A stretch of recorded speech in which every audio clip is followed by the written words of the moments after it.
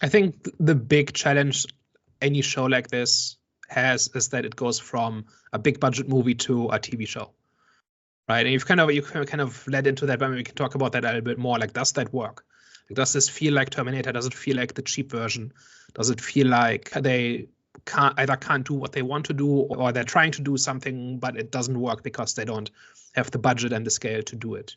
Promise what I think they're doing the franchise justice. I think they're doing a good job so far, because I think what they're doing is concentrating on just a good story. So they know that they have limitations, and their focus on now is purely just making the story interesting.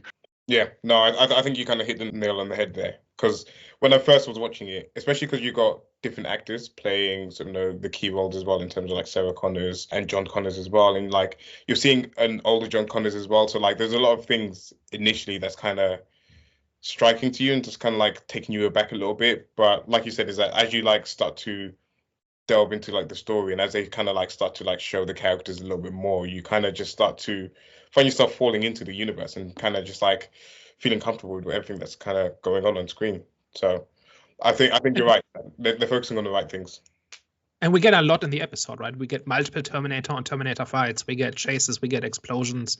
We get car chases. They're going all out in this episode, right? You can imagine like a Terminator show where the first Terminator fight happens kind of at the end of the first season or something, and there's a lot of build up to it, but you don't really get a full fight. And here we get 2 or 3 in the first episode, and I think it really sets the tone of we're trying to continue what the movies before us did, and if you accept that it's going to be a bit smaller scale, then we're going to have some stories to tell you. I think that pilot really sells that idea. I think you can see the budget in some of the fight scenes, like that scene where the Terminator has taken Sarah hostage at their apartment, and then there's a fight between him and Cameron, the other Terminator. Like, from the fight choreography, you can see a little bit that this is a TV show, not a movie. I think what I really latched onto is how they really nail the feel of the Terminator, right? So these characters are heavy and they move, and the sound of it, like every time they get injured or they get punched, you have this like hammer on anvil kind of thing, and every time they move and every time they fall and every time they get hit by a shot, it feels heavy.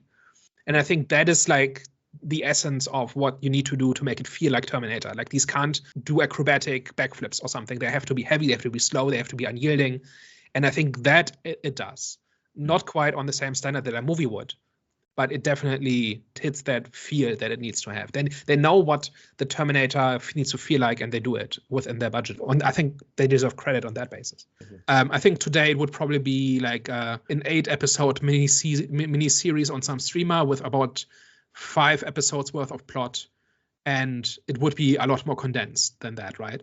And I think the sweet spot is somewhere in the middle, but this came out at a time where you had to fill 22 episodes that each had to be 40 minutes, and they just didn't have enough story, right? And I think that's really the problem with the show, and that's why I kind of said earlier, if you are going to watch this, unless you really have time to spare, I would just look at recommended episodes and see, okay, where are the good ideas? Because they're not in every episode, but the episodes that have one are really good.